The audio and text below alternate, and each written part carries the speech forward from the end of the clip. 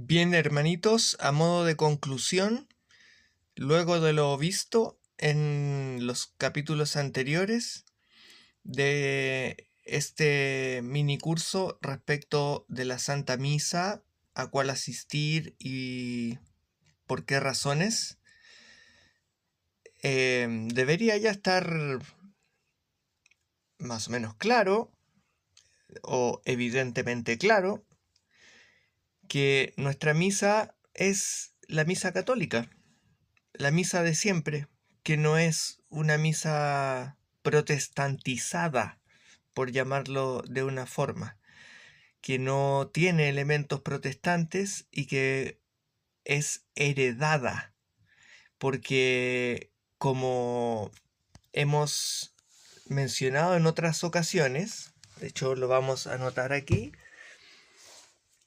ocurre algo muy importante que hay que tener siempre en consideración a la hora de pensar y hablar acerca de la Santa Misa.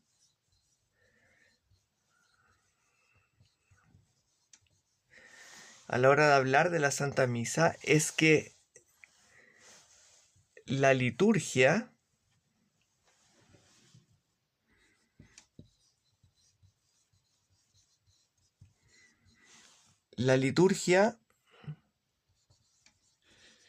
no se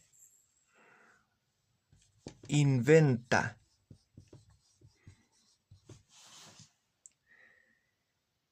La liturgia no se inventa.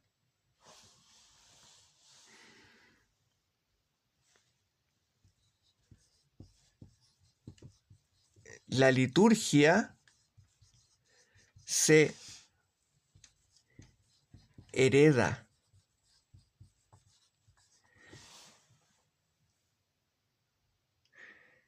Eso hay que tenerlo muy, muy claro. No se puede inventar la liturgia. La liturgia quiere decir la Santa Misa, los sacramentos y todo el desarrollo que hay respecto de cómo nosotros expresamos nuestra fe, cómo nosotros expresamos la fe en cuanto a la ceremonia y el vocabulario que va incluido, al significado de las palabras, de los conceptos, todo. La liturgia es en cierta manera la puesta en práctica de la fe. Hacer lo que Cristo nos mandó cuando Él manda a que se repita el misterio de la fracción del pan. Dijimos, como a modo de mini repaso, que nuestra Santa Misa proviene de lo que se llama el rito latino,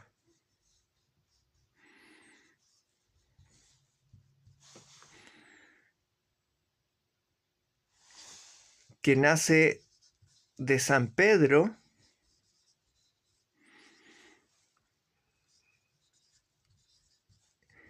en la iglesia aún perseguida de Roma. Por eso somos católicos apostólicos romanos, porque nosotros venimos de la línea que nace desde Roma, porque ser católico apostólico también existen los católicos apostólicos orientales. Ellos son nuestros verdaderos hermanos separados, porque ellos nacen también de las primeras comunidades fundadas por los apóstoles y sus discípulos, y nosotros éramos todos una sola iglesia, y de hecho lo seguimos siendo. Son los orientales por ejemplo, la iglesia ortodoxa, la iglesia armenia, la iglesia copta, etc. Hay varias líneas hay varias ramas del árbol católico, por decirlo así, apostólica. ¿Qué quiere decir eso? Que nacieron de los apóstoles, igual que nosotros. Y que por el hecho de haber nacido de los apóstoles, tienen Espíritu Santo. Y ellos también comulgan, porque pueden consagrar. Son Iglesia Católica Apostólica Oriental. Nosotros somos Iglesia Católica Apostólica Romana. Porque venimos de el rito latino. Y el rito latino, como decíamos recién, es el que funda San Pedro en la iglesia de Roma mientras aún era perseguida y martirizada. Desde ese momento nace el tipo de liturgia que nosotros hacemos, que en el fondo, si uno la compara con la liturgia oriental, nuestra liturgia tradicional de siempre, la misa de siempre, tienen muchos aspectos similares. Porque ese ha sido el modo católico de siempre. Tienen más cosas en común que diferencias. Entonces, hay que tener muy claro eso. La liturgia no se inventa, la liturgia se hereda. Siglo tras siglo, tras siglo, tras siglo. Así como los apóstoles lo heredaron el misterio de la fracción del pan directamente de nuestro Señor Jesucristo, y ellos le enseñaron a su vez a los discípulos y a las comunidades, se va transmitiendo. Eso tiene estrecha relación con el Paráclito.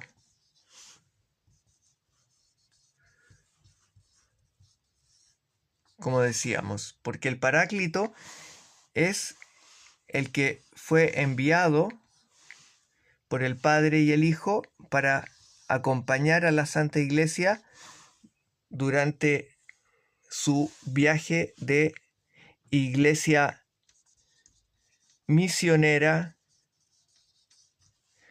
peregrina, marchante, hacia el destino que es la vuelta de nuestro Señor Jesucristo.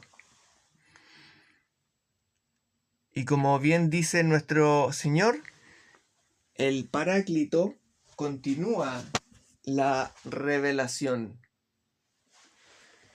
pero no es una revelación de algo distinto, sino que es refrescar, por decirlo de una forma, la verdad que Cristo es, como decíamos, y enseñar y refrescar y abrir la mente, compartir la sabiduría, un poco de luz de la sabiduría divina a nuestros santos, a nuestros apóstoles al principio, que es la que les permitió comprender de qué se trata, qué es lo que les enseñó nuestro Señor en el cenáculo.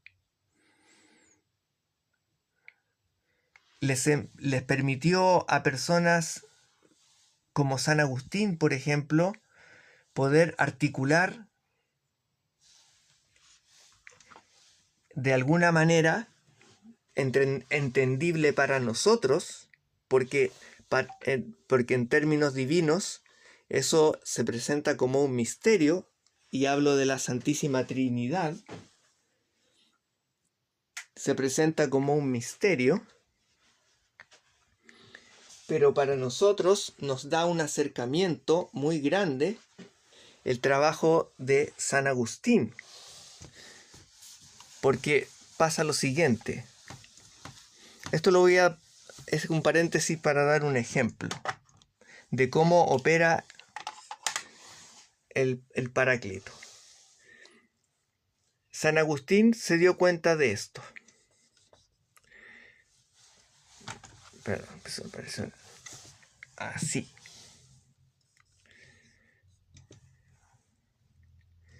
Dios es amor.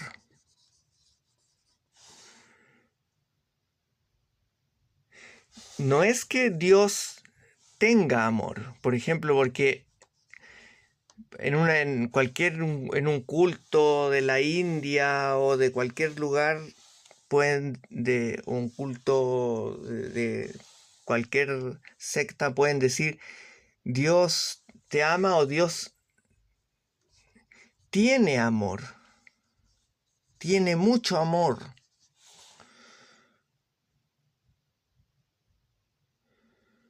O el amor es parte de Dios. Pueden decirlo de distintas formas.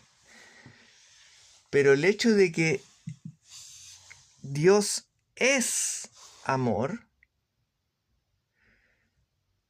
implica que tiene que haber alguien que ama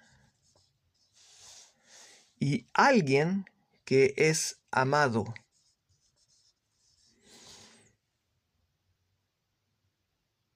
El que ama y el que es amado.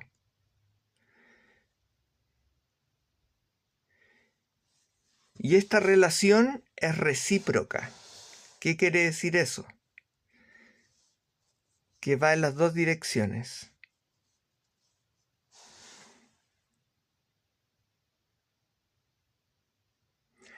Y es un quién. Porque las cosas o las fuerzas, por ejemplo, hay personas que dicen, no, Dios es como una fuerza, o el Espíritu Santo es como una fuerza. No, no. Porque para amar es necesario que sea persona.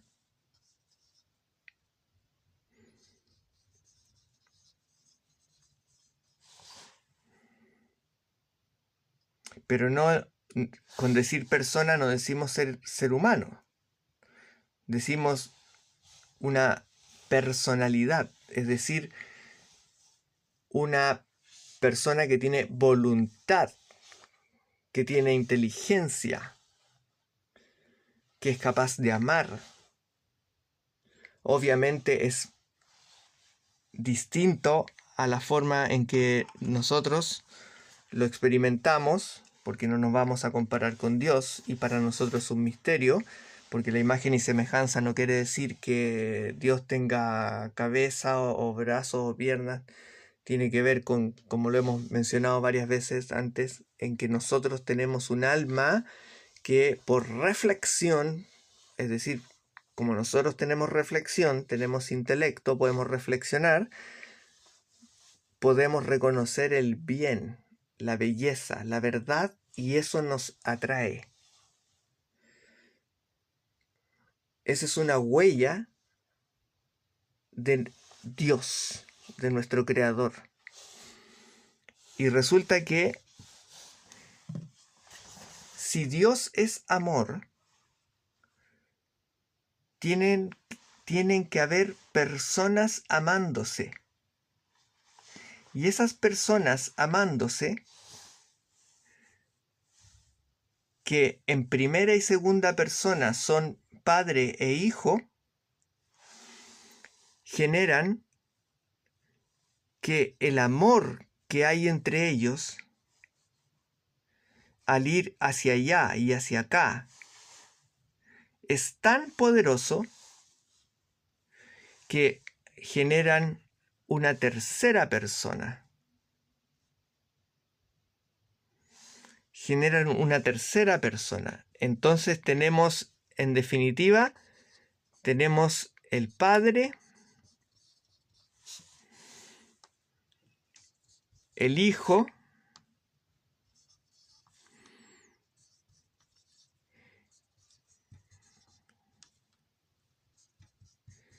y el Espíritu Santo.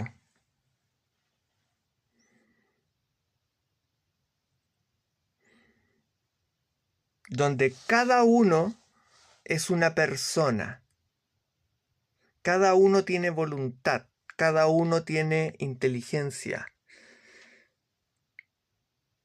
Entonces se suele hacer un diagrama, probablemente lo han visto, donde se unen todos en el ser.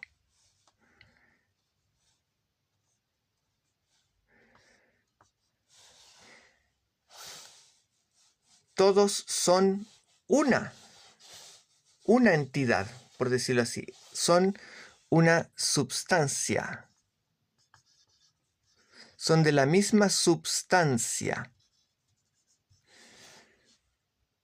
Por eso se les llama, vamos a ponerlo como se les llama, que nosotros lo encontramos en el credo, son consubstanciales. Lo vamos a poner en español. Consubstanciales.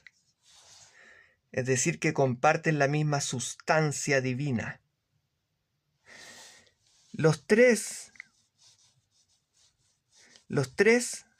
son, aquí, es.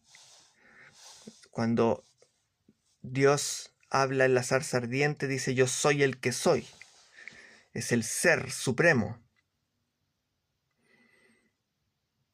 Cuando está en el Génesis empezando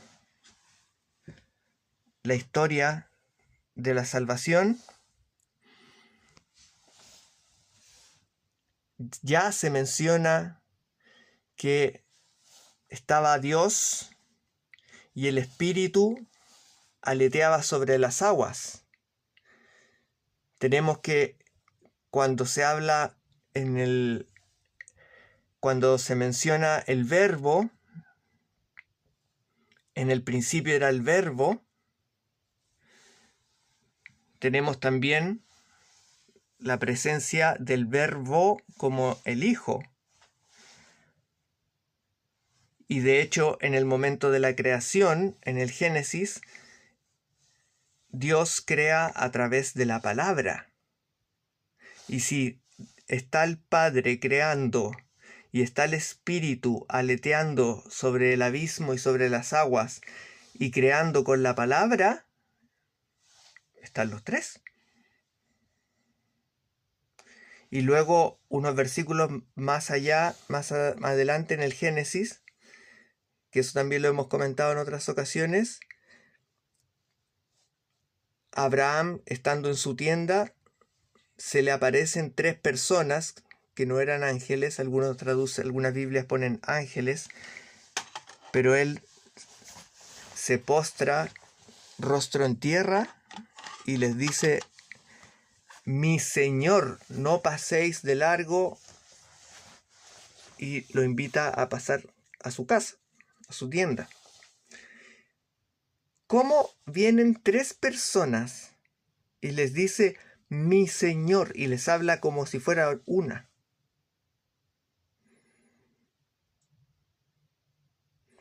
O si no, le hubiese dicho, si hubiesen sido ángeles, les hubiese dicho: ángeles de Dios, pasen por favor, o cuál es el mensaje que envía, otra forma de referirse. Y no se habría podido postrar rostro en tierra porque los ángeles no permiten eso. Cuando alguien hace eso delante de un ángel, los ángeles, ¿qué hacen? Los católicos sabemos eso. Los ángeles le dicen, ponte de pie. Y luego en el diálogo que tuvieron Abraham con las 3 personas, todo el tiempo se está refiriendo a ellos como mi Señor.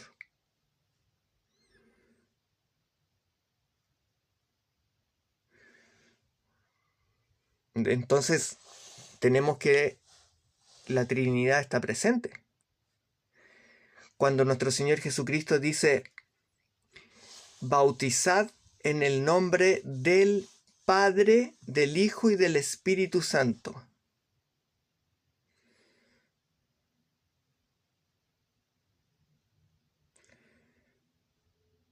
Eso suena a una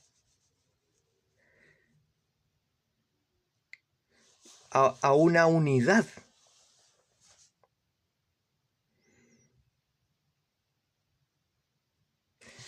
Esa unidad se nota desde que Dios es amor, porque para poder ser el amor, tiene que haber una relación interna. Tiene que estar relacionado Él consigo mismo en una forma amorosa. Eso es precioso, es hermosísimo. Bueno, eso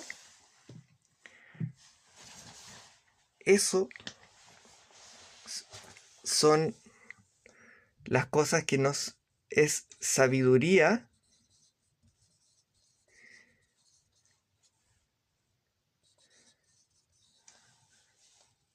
del Paráclito.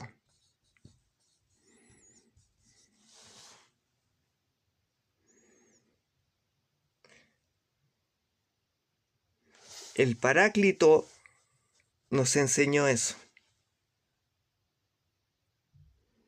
Y así nos ha ido enseñando a través de los santos, a través de los doctores de la Iglesia, a través de las revelaciones marianas, a través de santas que han tenido visiones, etcétera, etcétera, etcétera. A través del arte, como hemos dicho, a través de múltiples formas. La multiforme sabiduría de Dios se expresa en su Iglesia, como dice en Efesios. Entonces, esto de que el Paráclito es el que transmite la sabiduría y Él es el abogado, es el guardián, ¿de qué? De la sana doctrina.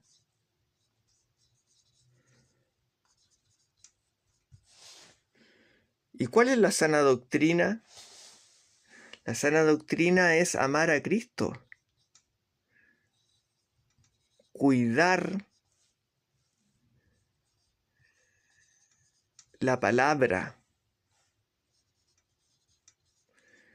Nuestro Señor Jesucristo dice, el que me ama es el que cuida mi palabra, el que la transmite. Por eso la sana doctrina se transmite en la transmisión de la santa tradición.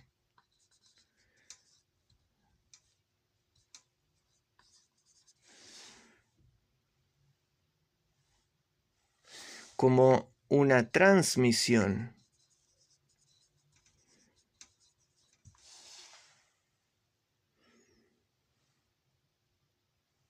Se va transmitiendo y eso es lo que mantiene con vida a la iglesia, y la iglesia está viva porque tiene espíritu. Está viva porque tiene espíritu.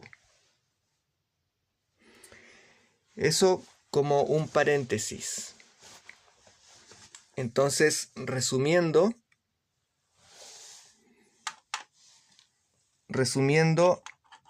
volviendo al tema de la Santa Misa, nosotros vamos a tener que estar, permiso, mi señor, vamos a tener que estar muy atentos a lo que está pasando hoy en día en la Santa Iglesia y cuidar mucho de que en la Santa Misa haya respeto, porque la Santa Misa es santa. Es Santa Misa.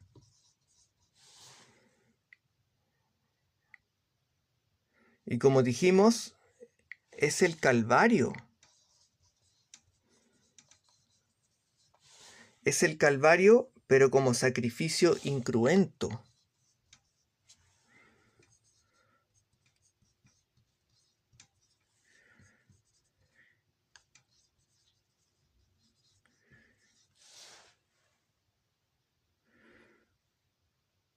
Todo eso y todo lo que hemos comentado en los capítulos anteriores, para conocer una misa apropiada, tiene que estar presente. Tiene que notarse que quien manda es nuestro Señor Jesucristo. Y eso lo vamos a empezar a notar tanto en la forma en que se comporta, por ejemplo, el sacerdote, en cómo se comportan los fieles. Si tienen la altura que implica levantar el corazón, sursum corda habemus ad Dominum. Levantad el corazón, lo tenemos levantado hacia el Señor. El corazón levantado. El corazón tiene que estar levantado. Y para la comunión tiene que haber genuflexión. Es decir, frente al Rey de Reyes toda rodilla se dobla. Todo eso tiene que ver con el respeto hacia algo que es santo, la Santa Misa. Es lo que tiene más respeto y más santidad en este pasar por la tierra, por el mundo. Y todo eso tiene que notarse. Tiene que quedar expresado en la misa. ¿De qué manera? A través del respeto, a través de que se note que el cuerpo de Cristo está ahí, en presencia real. Que se note la presencia real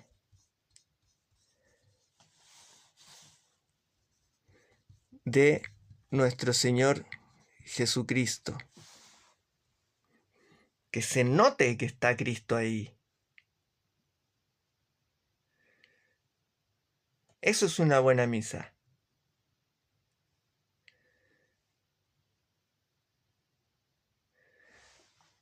Y para los que no tienen más que el novus sordo a su alcance,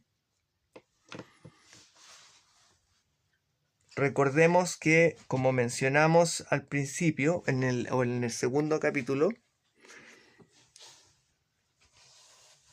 la obligación de santificar las fiestas no es lo mismo que la obligación de ir a misa todos los domingos.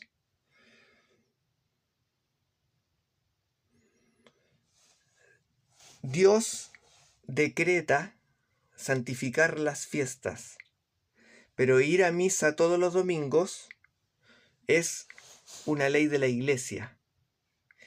Y si resulta que en la parroquia que nos queda cerca de nuestro hogar, lamentablemente no se están cumpliendo las cosas más básicas que tienen que cumplirse, eso daña el alma, hace perder la fe. Poco a poco se va perdiendo la fe. ¿Por qué? porque se empieza a entrar en un juego que es como, es que el sacerdote cuenta chistes, hace humor, la gente se ríe y se ponen a celebrar los cumpleaños el hermanita, el hermanito que está de cumpleaños, el día del niño, el día del padre, se ponen a celebrar otras cosas dentro de la misa. Eso no puede ser. Si quieren, hagan una fiesta, pero no en la misa, por favor. Si están ocupando la Santa Misa para celebrar al hombre, a la criatura, es porque no están respetando a nuestro Señor Jesucristo y lo están pisoteando. Así de directo, lo están pisoteando. Porque ese es su momento. No le podemos quitar a él su momento.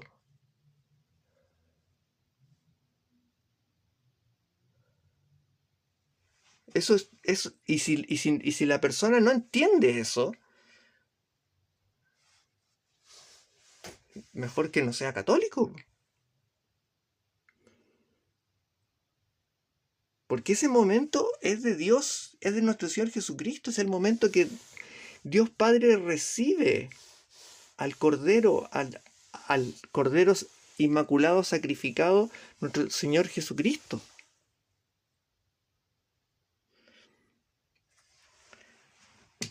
Una iglesia, un templo, tiene que tener, para ser católico, mínimo, en el fondo, cuando nosotros entramos al templo, normalmente están las bancas y siempre tienen que estar alineadas de adelante hacia atrás, no en círculo, nunca en círculo. Y en el altar tiene que en el fondo estar el sagrario.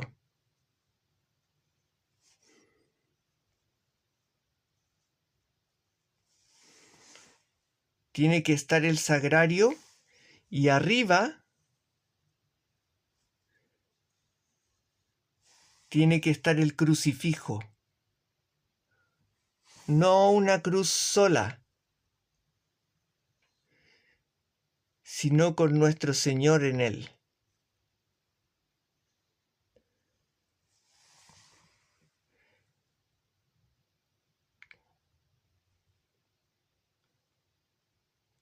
Eso es básico, para que decir estamos en una iglesia católica. Esto es un templo católico. Esta es la iglesia católica.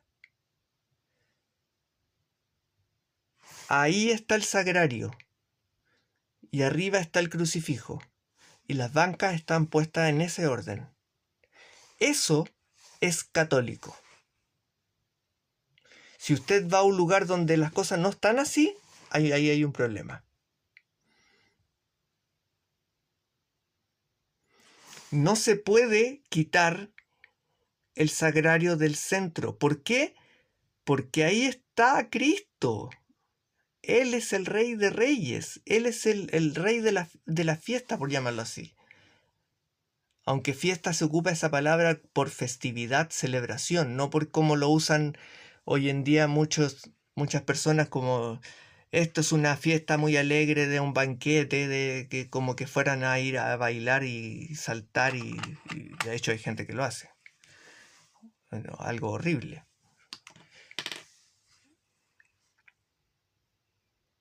¿Y por qué las bancas tienen que estar así? Porque nosotros somos iglesia marchante y peregrina y vamos avanzando. El fondo del templo, de la iglesia, siempre es el cielo y nosotros vamos avanzando hacia allá. Entonces las personas se van poniendo, igual que en una marcha, se van poniendo, a medida que van llegando, se van poniendo así. Y adelante el sacerdote contempla el crucifijo contempla el sagrario, porque en el fondo acá está la conexión que nos lleva hacia arriba.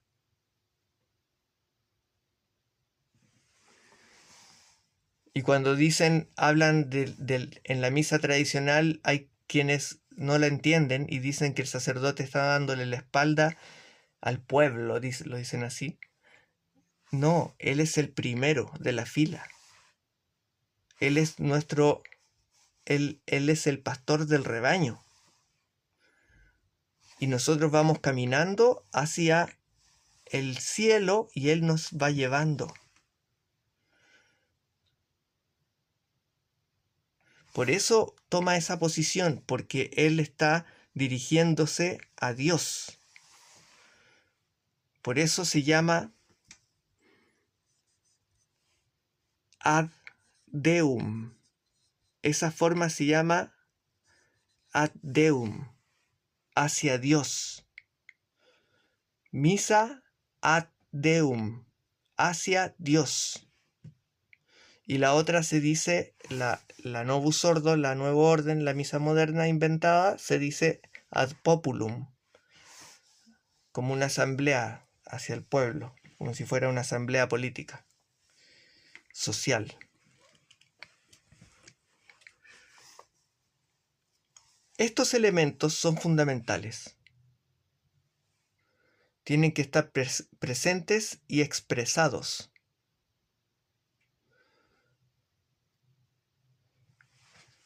Si las personas no tienen la posibilidad de asistir a la Santa Misa tradicional,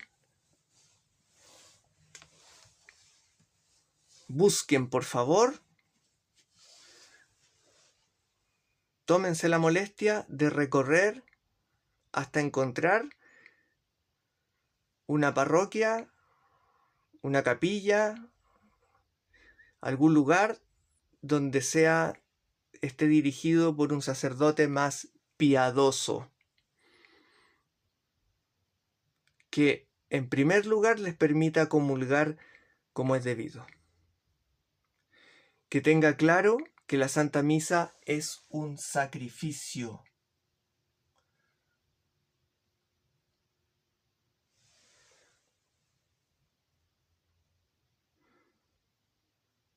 Donde las personas mantengan su corazón levantado hacia el Señor y no lo digan de la boca para afuera, sino que realmente tengan el corazón levantado. Y eso significa que durante la misa vamos a mantener el corazón arriba.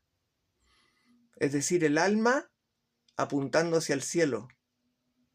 Y nos vamos a olvidar de las cosas mundanas. Estamos con el corazón levantado.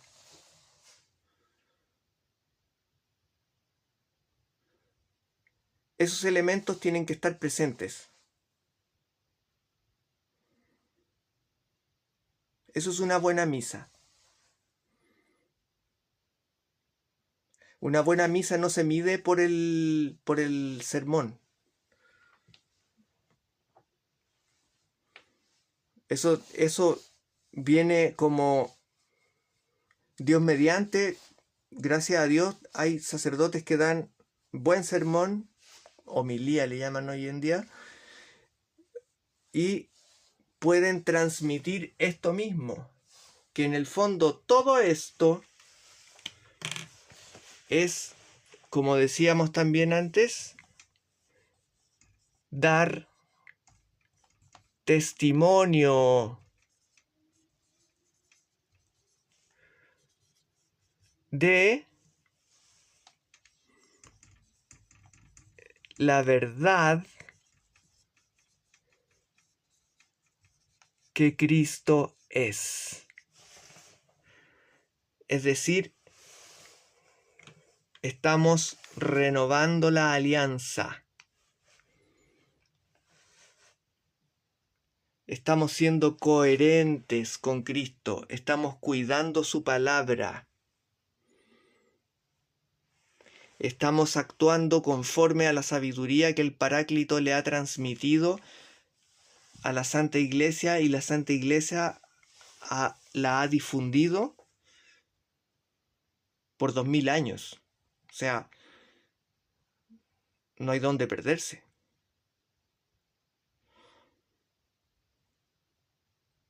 Por eso mencionábamos cómo es la misa que celebraba el Padre Pío. ¿Cómo era esa misa? Así. ¿Cómo era la misa que iba Santo Tomás de Aquino, que iba Santa Catalina de Siena, que iba Santa Teresita? ¿Qué misa iban? ¿Cómo eran esas misas? ¿Qué música había? Que la música también es importante. La música tiene que ser litúrgica, porque estamos en una liturgia. Si esto es una liturgia, tiene que llevar música litúrgica. No música de la radio. Porque lo que hacen en la mayoría ya de las parroquias y capillas es cantar unas canciones que son iguales a las de la radio, pero que les cambian las letras sencillamente. Pero de espiritual no tienen nada. O confunden lo espiritual con sentimental. Eso no se puede hacer. No es lo mismo. Pensar que porque una canción es bonita, así, muy sentimental, ¿eso es espiritual? No, no, hermanos, eso no es espiritual. Espiritual es estar en conexión con el Espíritu Santo y haciendo lo que Él manda, que es aún más hermoso, más emocionante y que toma el alma, la pesca, la levanta, y ahí se levanta el corazón. Y si logran las personas sintonizarse con lo que es una santa misa, nuestro Señor se los va a agradecer. Y no solo agradecer, los va a recibir de brazos abiertos y van a ser uno con Él. Porque van a poder comulgar como Dios manda. ¿Y cómo Dios manda? A través del Paráclito. Si Él ya nos enseñó. ¿Por qué se ponen a inventar cosas si Él ya nos enseñó? ¿Es eso acaso quedarse en el pasado? No. Esta es nuestra forma de avanzar. Transmitir la herencia, transmitir el Espíritu Santo. Sus huellas, sus señales, todo lo que nos ha enseñado, tenemos que irlo transmitiendo y las nuevas generaciones ir dándole fuerza. Y ahí va la iglesia robusteciéndose y ganando vida. Por eso hay tantos jóvenes entrando a la misa tradicional de siempre, que entre paréntesis no se llama exactamente misa tridentina, porque no se inventó en Trento. Tridentino significa alguien que vive en Trento, algo que viene de Trento. La misa tridentina no viene de Trento, a eso que le llaman misa tridentina. La misa que le llaman tridentina es nuestra misa de siempre, que viene desde nuestro Señor Jesucristo, desde el misterio de la fracción del pan y el rito latino, como decíamos recién, desde San Pedro en Roma, y que ha ido el Espíritu Santo modelándola, conservando el canon, que es como el núcleo, conservando el canon romano, que es el núcleo, que es la oración para consagrar. Y eso no se puede perder. Eso no se puede perder, porque eso es lo que nos mantiene siendo católicos. Eso es la herencia que el Paráclito nos está dando a manos llenas y tenemos que recibirla. Tenemos que saber recibir la herencia para poder transmitirla, o si no, ¿qué vamos a transmitir? Así la iglesia se ha podido alimentar porque está viva, porque tiene Espíritu Santo, Espíritu de verdad.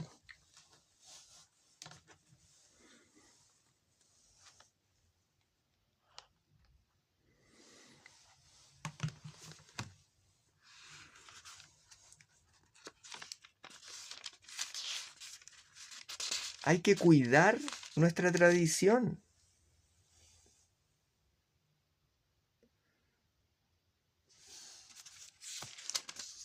Las cosas no son casuales. No son casuales. El Espíritu Santo, por algo que la mayoría no entiende, ha cuidado esto por 2000 años. Por favor, respétenlo y busquen la misa adecuada. Si logran tener misa tradicional cerca de su hogar, por favor, asistan.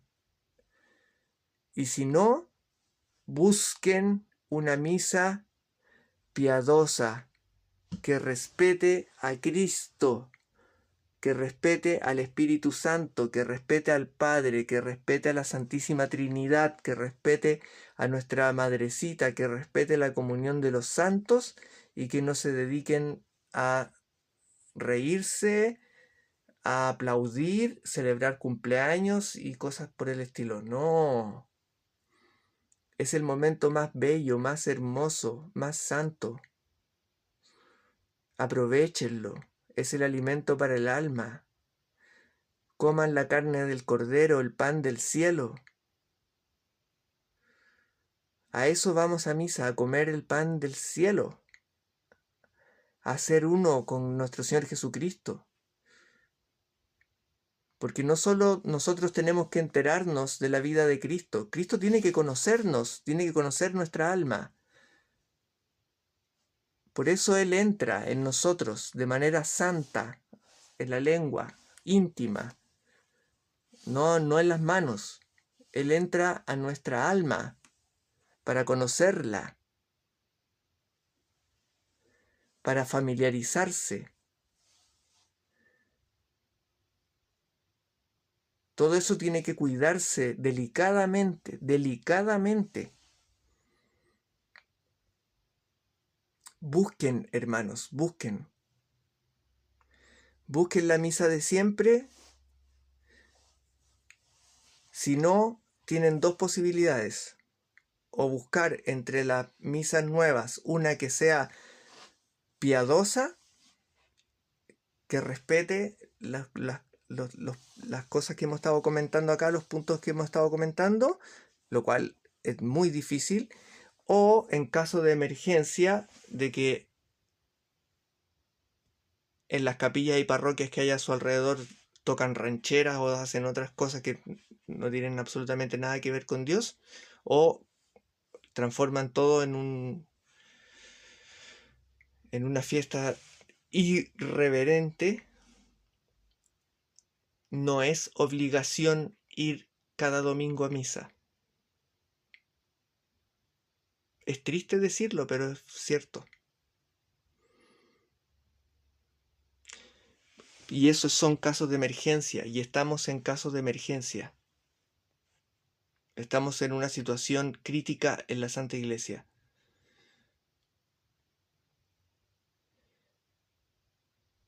Y en vez de ir a una misa irreverente, a una misa extraña, donde corre el riesgo de quemarse el alma que la obligan a tomar el cuerpo de nuestro Señor Jesucristo en la mano, de pie, todo ese tipo de cosas novedosas que se le han ocurrido a las cabecitas de hombre,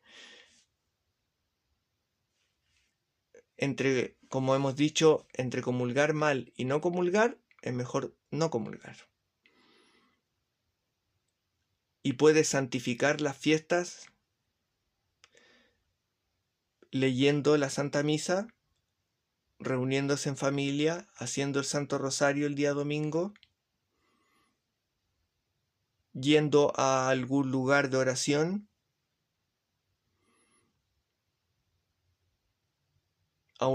yendo, por ejemplo, a un lugar donde pueda retirarse, a un lugar santo de adoración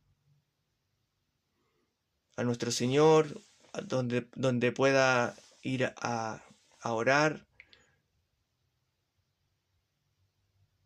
Esa es una vía de emergencia en el caso de que no tenga posibilidades porque las misas a su alrededor están demasiado desviadas. Dios quiera que no sea así, pero eso es una alternativa. Consíganse un misal. Consígase un misal y empiecen a aprender a usarlo. Empiecen a aprender de nuevo. A aprender de nuevo nuestra Santa Misa.